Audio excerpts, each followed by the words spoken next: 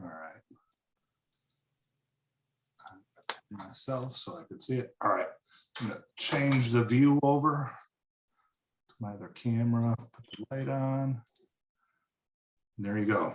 Okay, so this is what I will be tying the cleat hammer.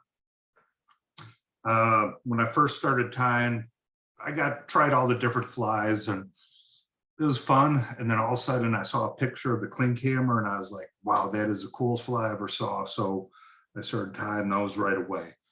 To be honest, I haven't had the best luck with them, but I think they're super cool. And I chose it because with what I did with this, it's kind of hard to see in it.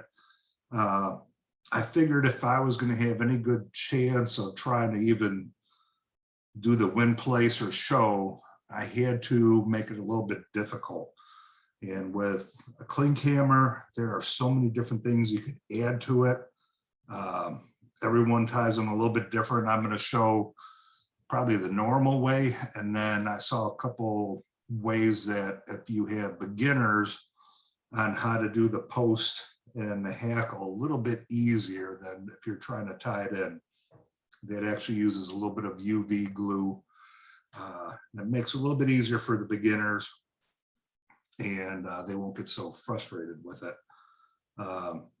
So it's kind of hard to see, but at the very bottom, and I'll tie it, I made a little pink hot spot. I thought that was kind of neat. And then I started just a light Cahill thread, which I'm going to change up while I'm tying this time, because the thread that I have Cahill right now is so thin.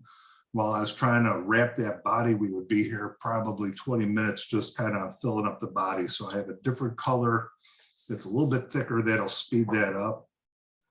And then I'll go through all the different materials though. So we'll start now, put this off to the side. And the hook I'm going to use is the Daiichi. It's 1160. And if you look right above my finger, it says cleat hammer hook. So I got this one, I think at Feathercraft. They have a huge selection of these, but most of the fly shops have that. So that's what I'm going to use for this one today. And it is a size 12. Just going to start that in the vise. Okay, so when I first started it, like I said, I started with a pink hot spot. So I'm going to use that as my base thread and just start that. And I'm only going for a little thin part because I said this is just a hot spot. And I will bring this as far as I want down to the base. About that's as far as I want to go.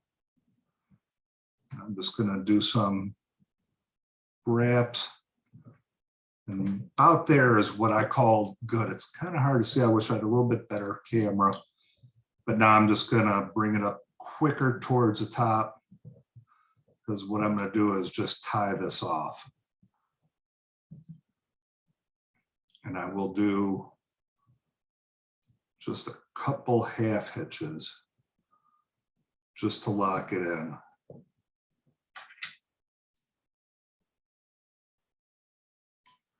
Now I'll get rid of that. When we had Sun Tao tying with us, he brought up the Nano Silk. And so this is like 3/0. I mean, this is the thinnest thread that I have, but this Nano Silk is super tough. And this is what I used to give it the ribbing. I could even see my half hitches didn't work out too well, but that's okay. We'll cover that up. And I wanted ribbing on this, but I absolutely, as this being a dry fly, I did not want to use any type of wire because that was just going to add weight to a dry fly. So I didn't want to do that.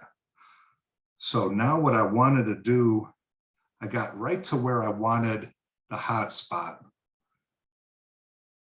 And what I'm going to do there is put a couple of half hitches in just to hold that spot. Sorry that my finger is blocking, but now I'm just going to take this and hang it off the side of my vise. I'll come back to that after I have the body. I have this Danville 210, just looks like a green, and I chose this time, just as I said, to speed this up, because when I was trying to do the body with the Cahill that I had, it was just such a fine thread. Just to build up the body, it was taking a little bit too long. And so I'm just changing this up. And this is a cool thing about the Clean Camera is there are so many different ways you could do this, and you could just choose any color you want. And so this is actually the first time I'm using this color. So I'm kind of excited to see what this will look like. I mean, it is building up pretty quick, so I don't have to worry about boring everyone with just a body build up.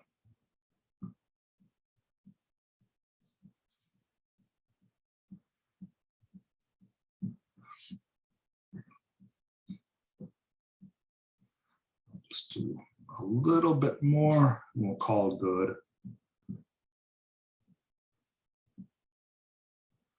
I think with the light Cahill, it was kind of nice because it was a lighter color with the black nano silk. It made it stand out. So I don't know how well the black will stick with this, but I'm going to do a couple more half hitches. Call this one good as well. All right, now I'm going to go back with the black. And this was kind of neat. It turned out really good. I could see if I could bring the original one back. It'll be easier with the way I'm doing it now, but the black thread actually started after the pink. So you don't see the ribbing on the pink at all. It starts on the body. And so that was kind of neat contrast.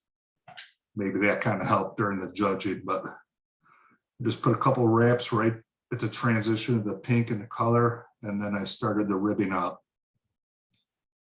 Very close together, but then as I go up the middle towards the body of the fly, I spread out the ribbing a little bit. I don't know if that's coming out.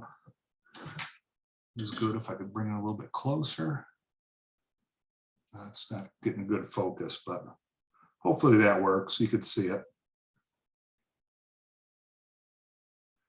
So now what I did at this point, because I knew, as you could see the pink up front, I knew I didn't want the pink up front. So at this time I wrapped up the front of the fly near the eye to give me my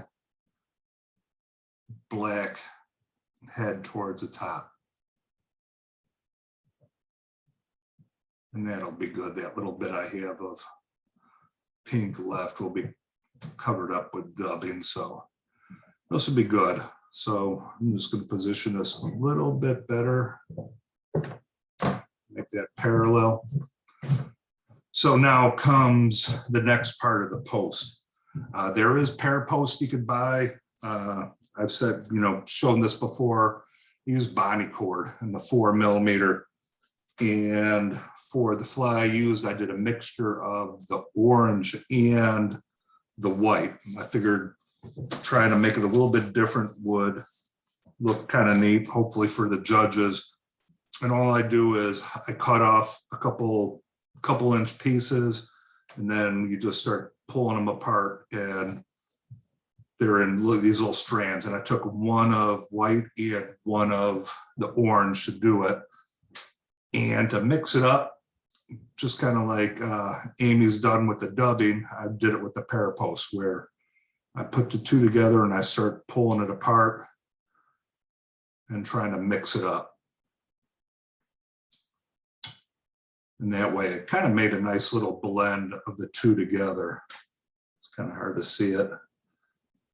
but a nice little mix up, and then I place it on top, make it easy, just lengthwise with the shank of the hook, put a loose wrap, a second, and then with this nano silk, you could really tighten it down pretty good. And I get a few wraps in like that.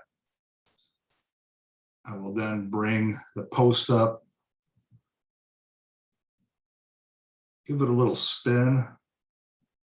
And this one is the always tough part is now, oops, sorry. Time out. Okay, I'm back. Sorry about that. And now I'm just going to wrap around the post and try to get it up. I'm sorry, I'm blocking it, but this is a little bit of the tough part. But again, I'll show you the easy part later.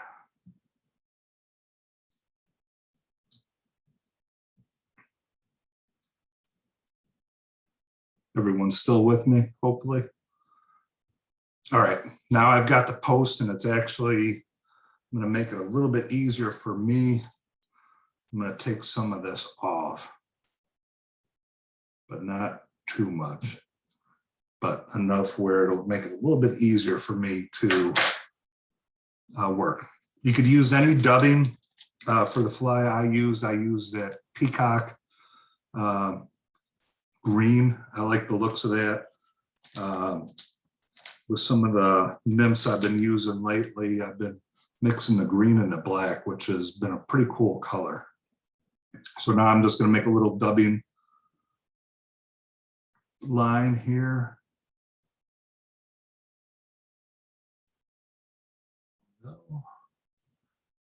That looks about right. Bring it up. I'm just going to get around the base.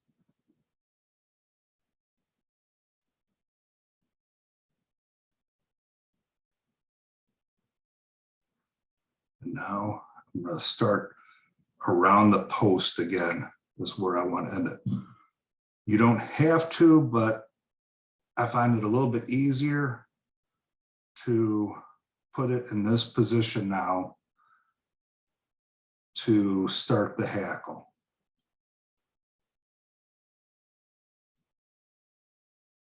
I'm just going to build up the post a little bit.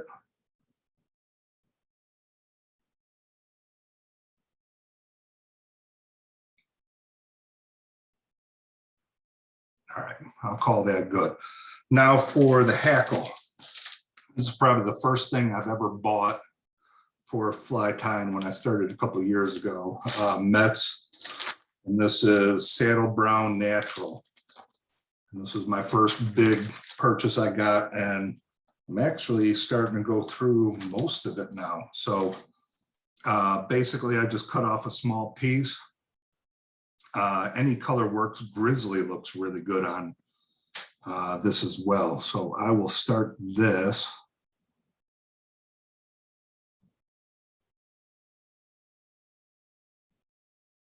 Again, with the nano silk, you could kind of crank it a little bit. So I'm going to make sure it's secured. Then I'm going to make sure I end my thread near the base where the dubbing, because that's where I want to try to tie all this off. So I'm going to let that hang. Now I'm going to start doing closing or close wraps. Let's see if I can get this the other way. There we go. Now I'm just careful not to twist, but doing touching wraps down the post.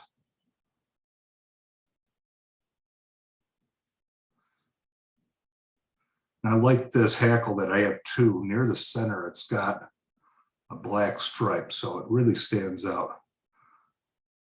Grab that and lock it in.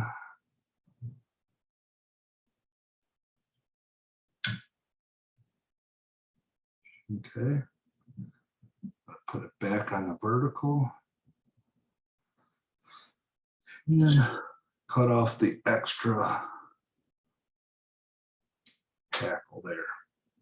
Let's try to find that bodkin holder. I was doing half hitches on this near the eye. Made it a little bit easier. I wasn't grabbing much of the hackle when I was doing the eye.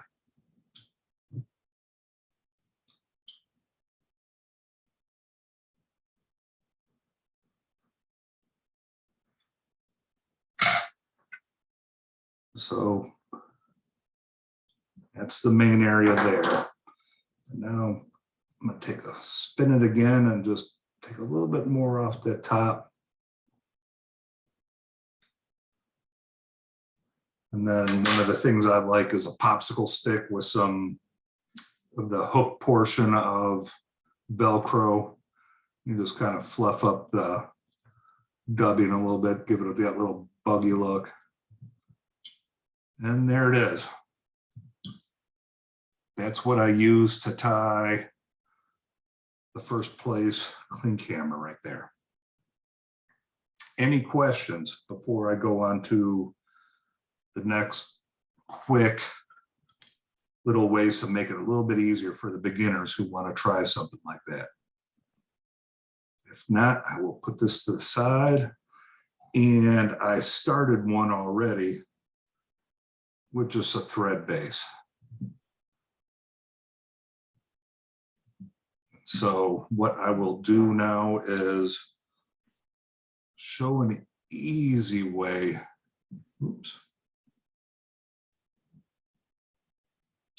to help people with the hackle and the post if they're struggling a little bit. You could teach them this way, and then it makes it a little bit easier for them. And then once they get their confidence up, they can go back to tying it off. So again, this time I'll just keep the two. I won't thread them, but I'll put a first loose right at third and then kind of tighten it in.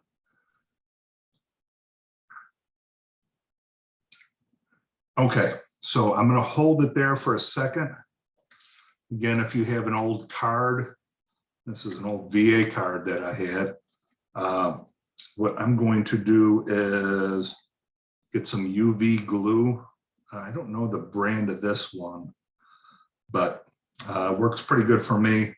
And all I'm going to do is take a little dab of it and put it on just a card that you might not need anymore. As you can see, I just there a little bit, you can see, just put a little dab on that. Now what I'm going to do is I'll put this down. I'll grab the post material. I'll give it a really tight pinch right there. I've got someone else coming in. Ashley's coming in. Hang on, everyone. All right. So I've got the post tight, twisted up pretty good. Now I'm going to take bodkin, take some of that glue, and I'm just going to put it on the post a little bit.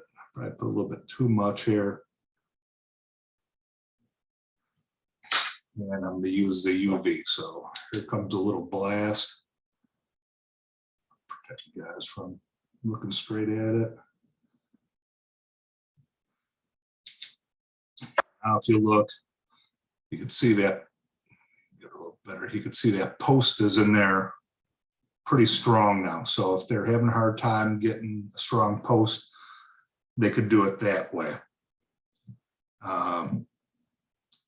The next step they could do is, now that it's a whole lot easier with having the resin there, you could make the post very easy to tighten up. So I'm going to leave that like that now. And I'm going to tie in the next hackle piece.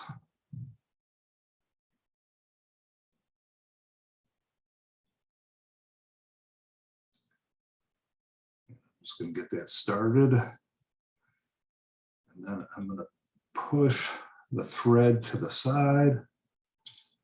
And then get it out of the way.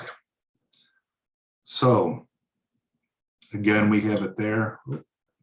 Ashley must have left and coming back in. Okay, so now what I'll do again is I'll take the card with the UV cure, get some on the bodkin, and you just put a little bit on the post now. And now you wrap.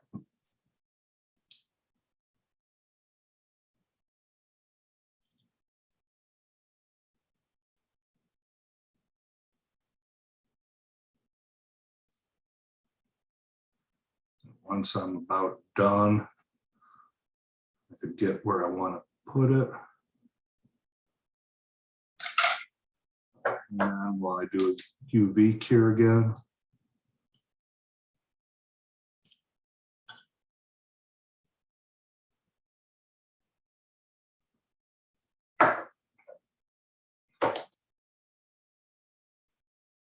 Looks like I got a little clumsy with my UV.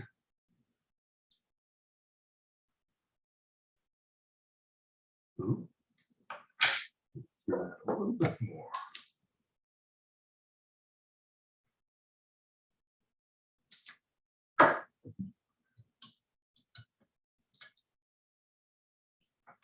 Almost done.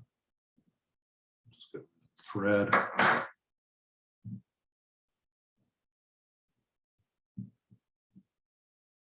Give this a little spin.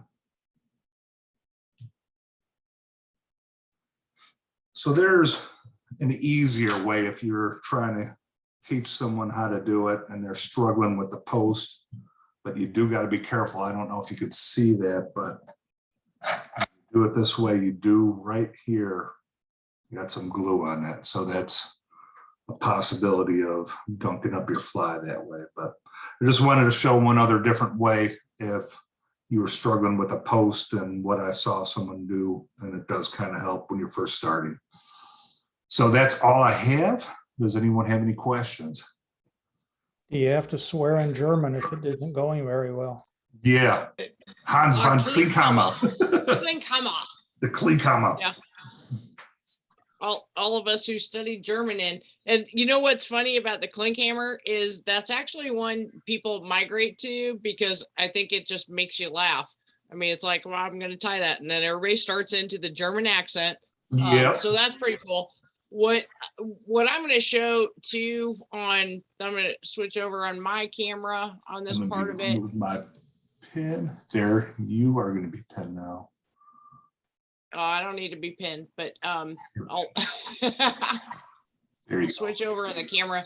And I think a lot of times too, when we look at the parachutes and we try to figure out what like what is it for, when do I use it, how does it react? And the biggest thing is that the presentation, so off of your fly line and how does that hit in the water.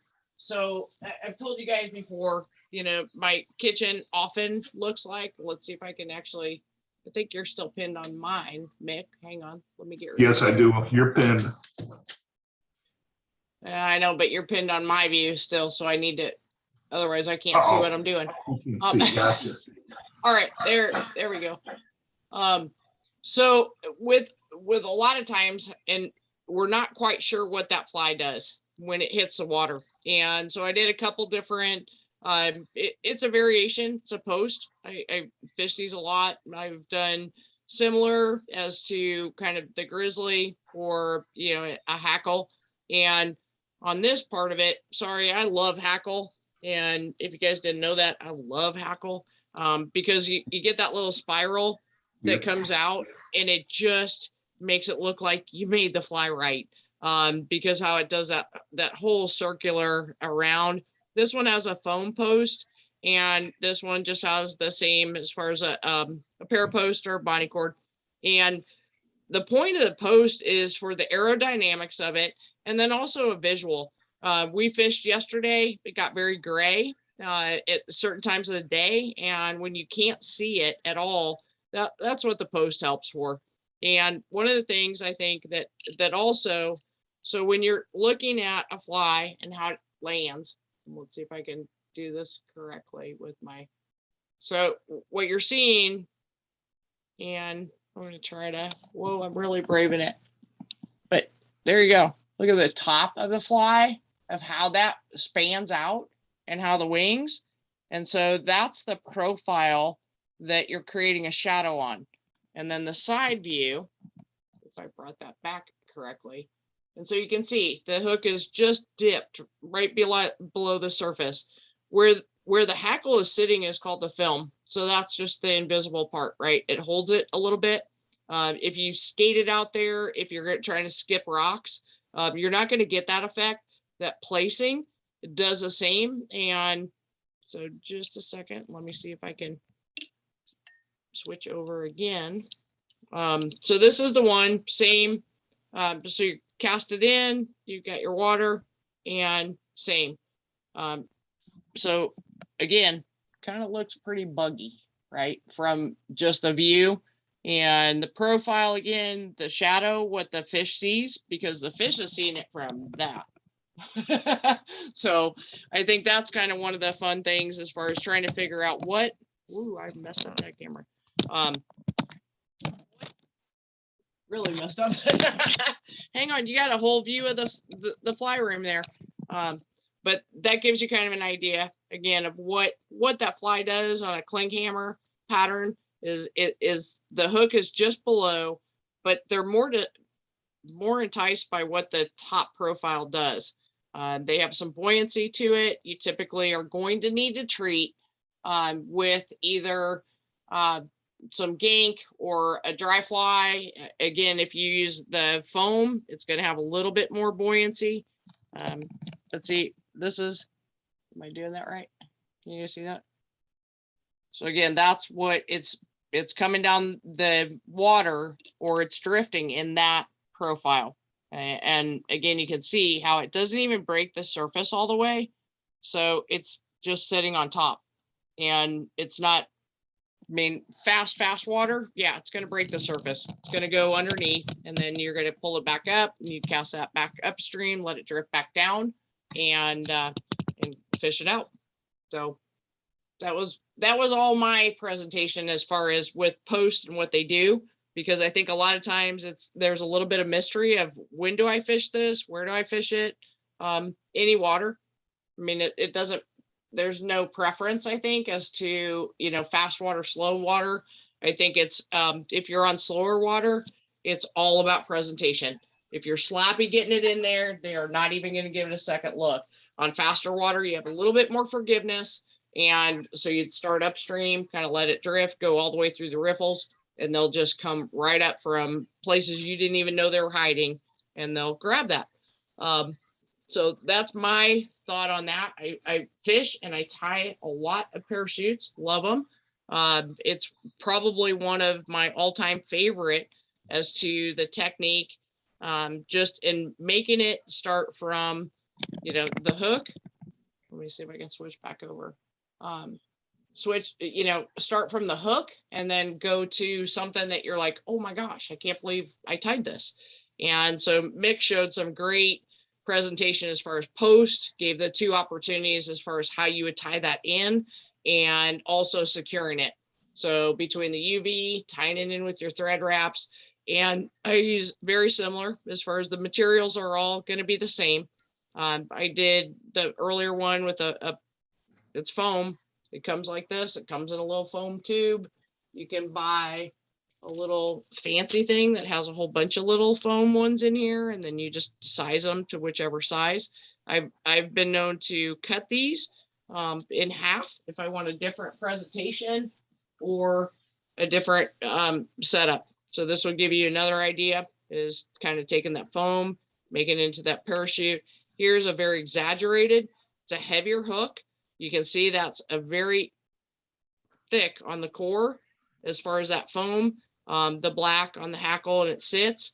And again, this is going to stay up a little bit. The visibility is very, very difficult because it's very tough on a gray cloudy day and trying to track that black through. So you can come in with orange fingernail polish, orange UV, something that you could pick that up as it's going through. Because when the take happens, you've got to set.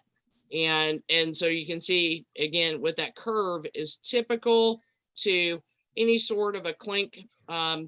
It's also, you know, an emerger came out from the bottom, came up towards the top. It's getting its wings. It's going to take off. So that's kind of the presentation. The other thing I think, as far as with the post, it's practice, practice, practice tying these, because the first couple times, and I know when Mick first started this out, he's like, I'm trying to get this, I'm trying to get this. And that was the obsessed fly for Mick. Every week when you saw him, it's like, I am still working on this. Keep trying it. You obviously see where it pays off.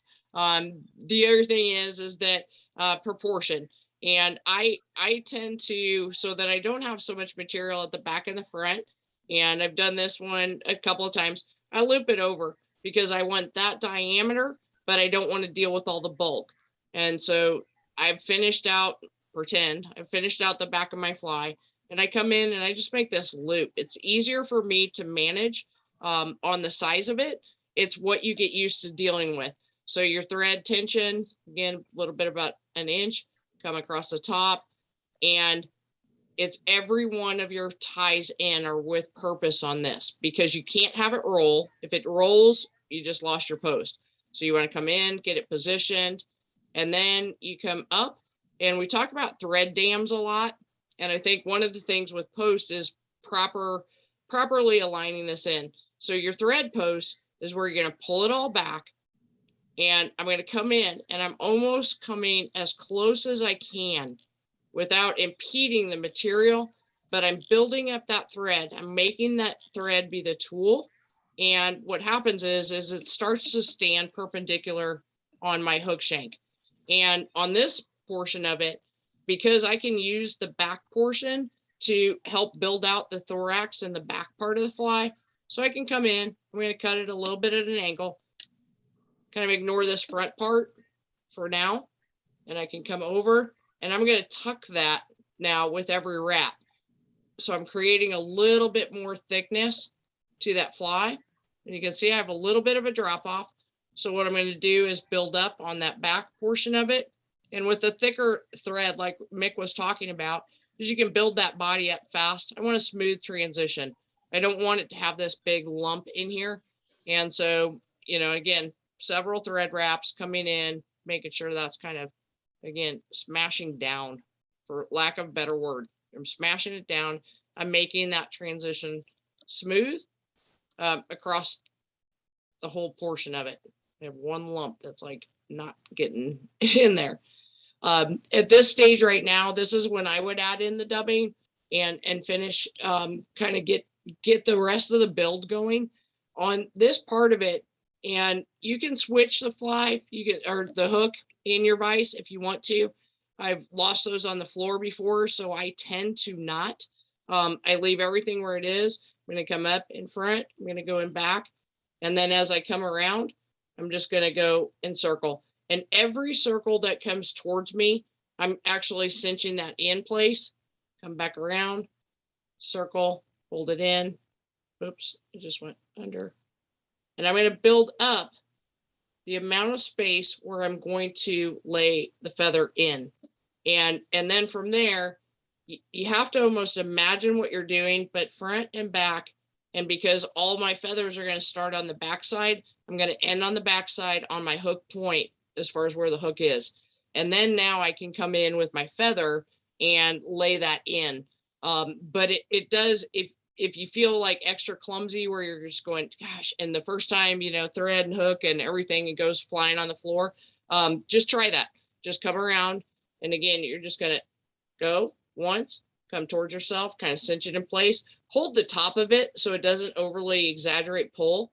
And then here, it's kind of like tying your shoes, but you're just cinching that in. And then I always end on the back side of the post. I'm going to leave this until I'm finished on this top part. And adding in, as far as your feathers, you can do on the smaller side of it. You can go larger and the real exaggerated, like what I showed you with the grizzly. But in your feather choice, it's less relevant unless you truly want like the classic look that Mick did, where you want just a very fine emphasis. If you want a larger one, you would take on the top, a little bit bigger, a little bit more buggy. You can pick anything that you want to on here. And the black, sometimes, again, it kind of creates that leg look. So if you're trying to do spiders or anything, I come in, I'm going to strip a little bit from the quill. I'm going to come in at basically parallel to my hook shank. I'm going to come in twice behind, twice in front, and then I'm going to end again behind, because that's where I want to finish up everything. And then I'm just wrapping. You want something that's fairly pliable on the quill. If you get something that's too stiff on the quill, it's not going to come around the parachute post like you want. Going to wrap back around. Now, because my thread's on the back, my feather's on the back, I'm going to come in just like you would do on a woolly bugger. Come in, kind of grab it. And now I'm going to pull everything, including my hook out, but I'm going to pull everything back again, clear all the way up to the eye, and come in. And this is where, because I've said over and over, hackle does a weird thing. It jumps on you, it moves. Every time you look, it goes somewhere else. So I come in right now with half hitch. You can do it with your fingers. And I'm going to get a nice cinch in there close. And again, my thread, I want it to go. Now I feel confident. I can come in and cut off this feather on the back. Get that out of the way. I'm all the way finished. I would finish this off as far as with a whip finish, because I've got enough room. I didn't add any other dubbing. You can. I love dubbing. You guys have seen my whole bin of dubbing. So I like dubbing about as much as I like hackle. But on the parachute post, so if I were to leave it this long and fish this on a regular tippet or a leader, all it's going to do is helicopter. It's just going to spin. You're going to have a knotted squirrel's nest on your line because it's not going to be in the right proportion. So typically right now, this would be considered my hook shank right here. I'm going to come in and I'm going to cut it right about there. And that will lead to balance when you're casting that out. And so it is something where you don't want too long of a post, even with the Wally wings and the other ones we've done. They look great, but you can't cast them. You can't fish with them without having to adjust a lot of things. Carry a little scissors with you. If this starts spinning on your tippet and it's not the right presentation, then nub it down a little bit. This is for you. This is not for the fish. That's the way you're going to see it. So that's all I had on it. I think other than that, there you go. All the secrets of tying parachutes, right? Yep. Now, I would say earlier, I said I haven't had the best luck with it, but the best luck I've ever had with my clink hammers was Lake 28 at Bush Wildlife. So yep, this is the time to use it. This is the one lake that seemed to do very well with it. The hook shape, it looks like you could use a large, just scud hook. If you don't have a clink hammer, you just won't have as big a gap. Yeah. Yeah. And the difference on that one would be the weight on it, Roger. So a scud hook's going to be a little bit heavier on that part of it. I would almost go with a more of a dry fly hook as opposed to a scud. Just look for the curve that you want. So because if you start getting too heavy, it's going to defeat the purpose. So this one's it's a TMC number 11. Sorry, I lost the box, or I used it either for that or flies. But here is, it's a very thin dry fly hook. It has a downturned eye, which I like.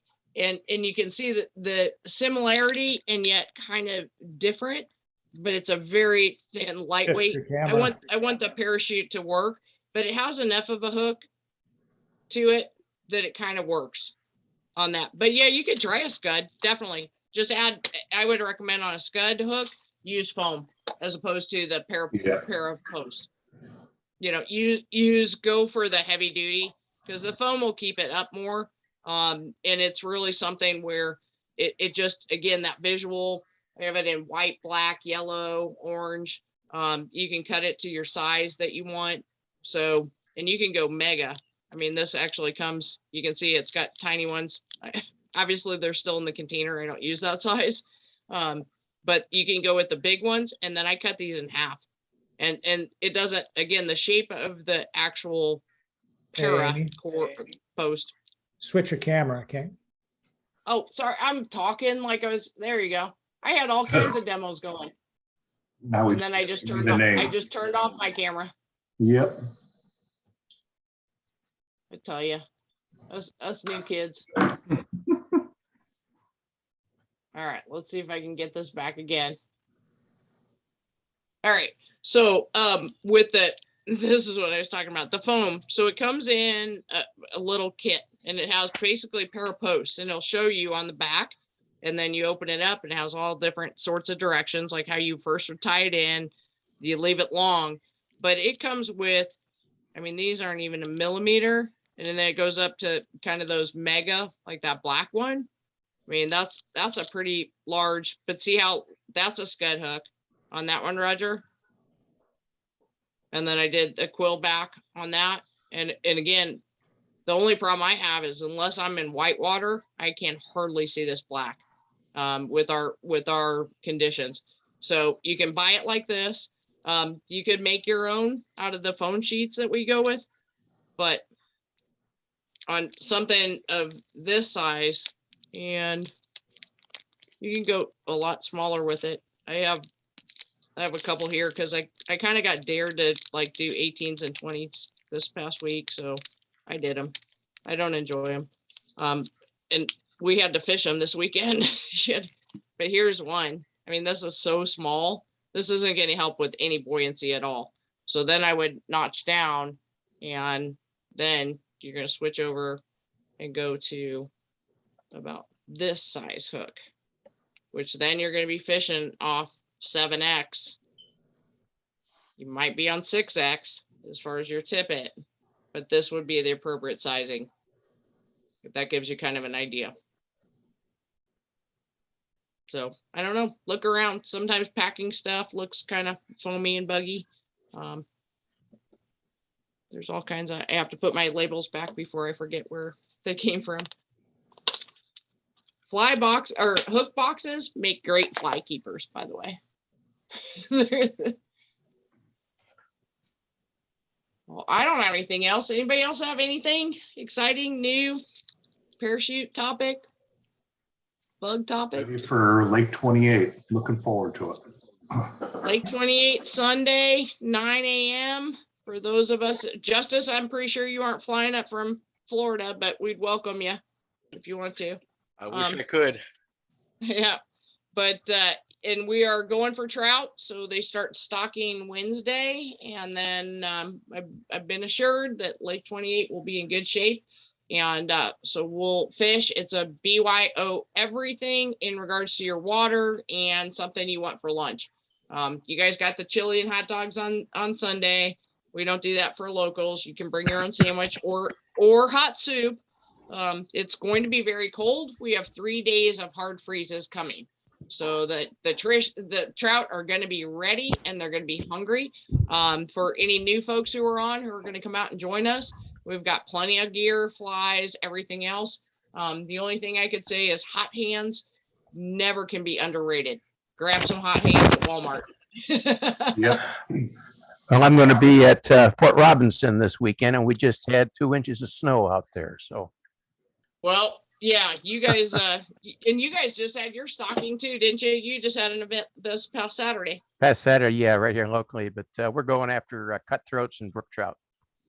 Good Sun- for you, next John. weekend. Send photos. I will. Yes, please. I've got And if kind you of a proposal or a question, and like your input, John, too, as well. You know, I do the service pins and stuff, you know, the campaign medals and whatever, and I try and take them when I go to something, but that's pretty limited exposure or audience. And I was just trying to think if there's any way that we might be able to get all of Healing Waters working at, you know, a place where they could be available centrally. If somebody wanted one, they could just say, hey, send me one, and whether we could distribute or get different people around the country to chip in making it, it's like, hey, we're low on this. We need somebody to make, this kind of pin and send it to us. I'm just looking for an idea to make it to where it's just more widely available. I think the big thing, Roger, would be running that story again from Missouri Veterans Home, or having some really good pictures, and we start on social media. Like it or hate it, but I think we start on social media, and then the other programs can pick it up. From that, we have folks all the time that are like, I tie flies all the time and I want to do this. Well, if we just changed it up and gave them your patterns for those specific ribbons, I bet we could keep that well stocked. But that would probably be would be a good effort to get the word out, because you're right, it's very isolated right now. And in case you guys haven't seen, it's beautiful. It's a board. Roger's done all this and it's beautiful. What you might want to think about doing, Roger and Amy both, is looking into getting one of the big online fly shops to put some pictures of your boards up, and then with an address where you can buy those or get those things from Healing Waters.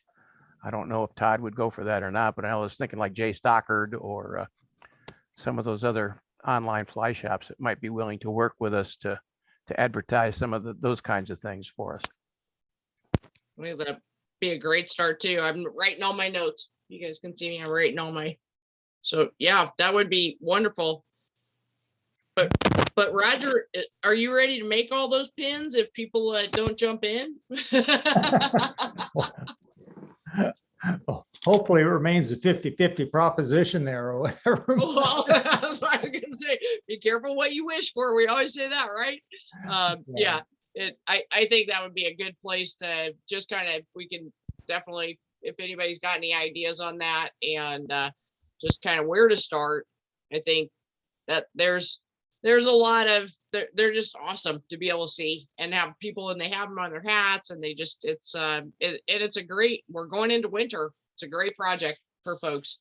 Just tie up and, 10 at a time, throw them in the pot. That helps everybody.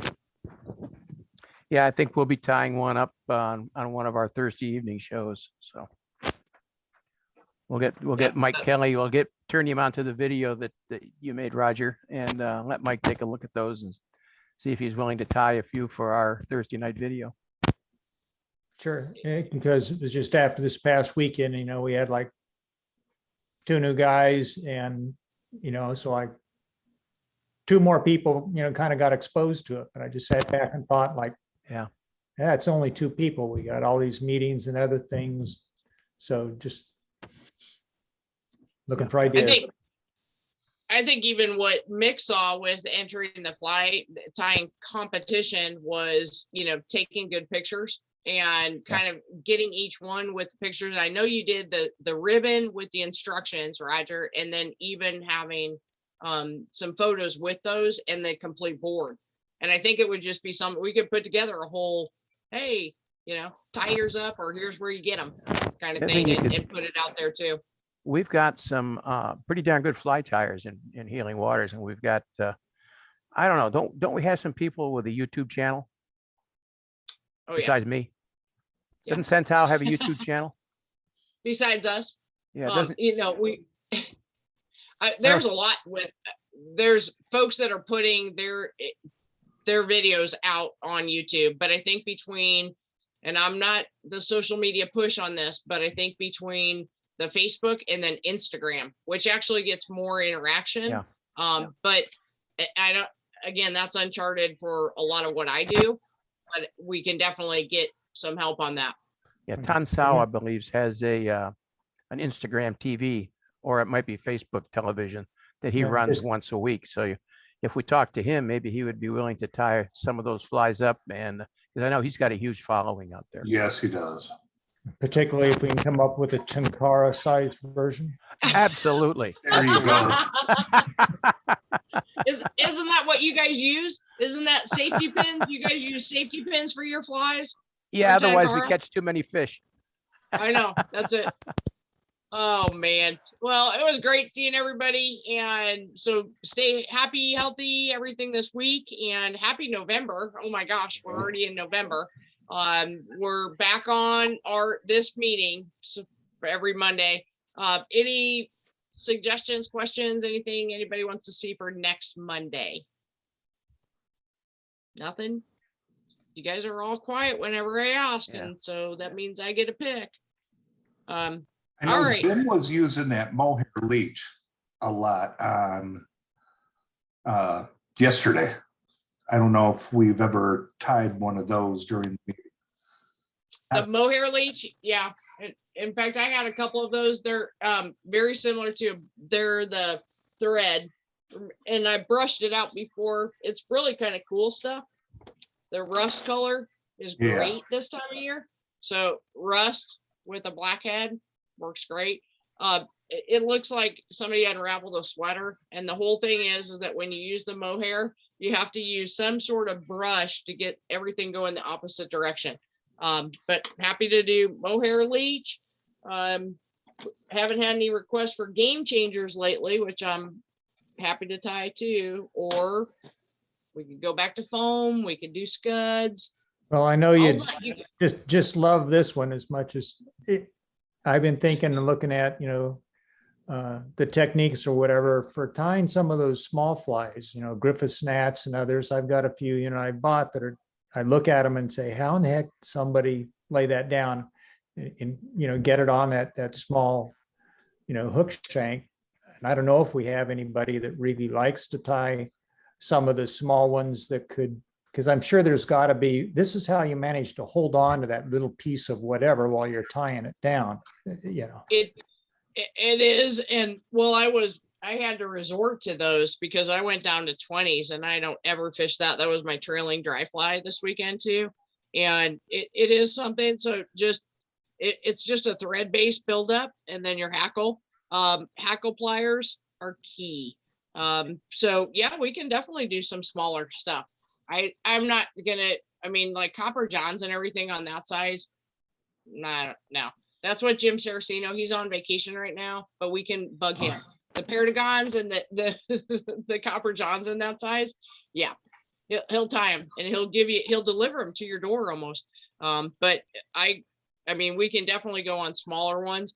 I think then we're going to need a tutorial from you, Roger, on your fly, the tying tool, because you can't see those to tie them, and it's like, and your fingers don't work because they're cold. So we can definitely go that direction though if you guys want to.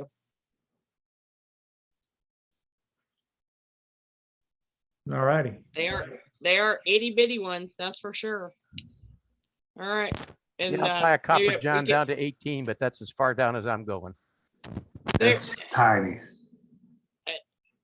It's by the time you get done with a wrap and you're tying it in, and to me it almost, I don't know, you're right, it's just one of those where you just go, oh my gosh, they can't. And it's the same as zebra midges. I don't mind it. It's only 5 wraps and you're done. Yeah. But it's the size of it after a while, and I know when my hands are cold, I'm not reaching for that.